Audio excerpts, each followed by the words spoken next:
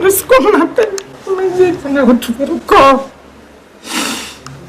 Et que j'appelle ma soeur, elle me dit que c'est vrai. C'est l'émoi et la consternation ici au quartier Fougerolles. Nous sommes au domicile de Martinez Zogo depuis la macabre découverte. Personne ne comprend réellement ce qui s'est passé. Cela peut se voir sur les visages de ceux et celles qui depuis lors passent des moments difficiles et on peut le comprendre. L'état dans lequel Martinez se trouvait au moment où le corps a été découvert ne laisse personne indifférent. Ici, la famille n'a qu'un seul mot dans la bouche. La justice, oui. Que justice soit rendue, que les coupables soient démasqués et qu'ils répondent justement devant la justice camerounaise.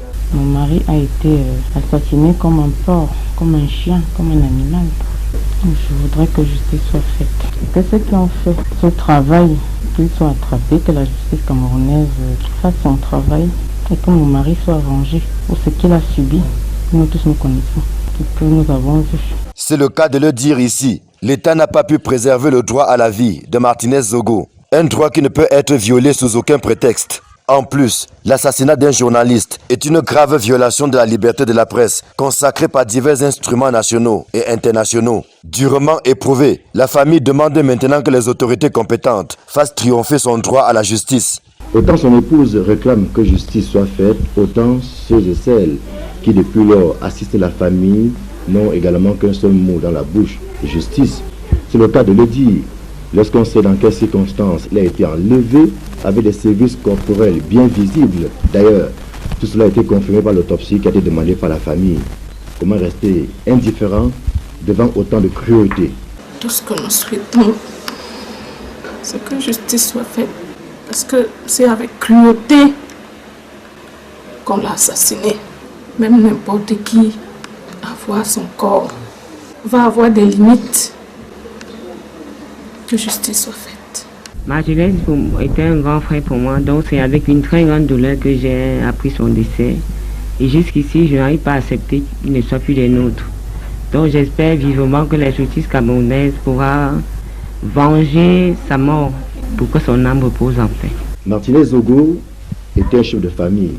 Il laisse une femme, 4 enfants, qui pour des raisons évidentes ne peuvent pas être présentés à la télévision. C'est d'autant que depuis lors, aucune mesure sécuritaire n'a été prise jusqu'ici. Pas l'ombre d'un seul homme en tenue, sinon quelques passages sporadiques pour des besoins d'enquête. Cette famille a besoin d'être rassurée, elle a besoin d'être sécurisée. L'État étant responsable de la sécurité de tous les citoyens. La famille qui se sent en insécurité depuis la macabre découverte en appelle au chef de l'État pour qu'il intervienne en vue de leur assurer la protection nécessaire. Nous sommes là sans protection. Les enfants sont alarmés. Inconsolable, ils sont là derrière. Donc moi je voudrais interpeller le président de la République qu'il revoie le problème de notre protection. Martinez Zogo était présentateur d'une émission qu'on appelait Embouteillage. C'est désormais l'embouteillage, non pas sur les antennes d'Amplitude FM, mais ici à son domicile, où des gens se bousculent, des personnes qui doivent réconforter la famille, mais des personnes qui ont également soif de vérité. Une question lancinante, que s'est-il passé? Qui a commandité cet assassinat? Des questions dont on espère que bientôt, on aura ne serait-ce que quelques brides de réponses. Ici, le domicile de Martinez Zogo, au quartier Fougerolles, à Yaoundé. Rodrigue Ngassi, Marcelin Gansop, Equinox Télévision.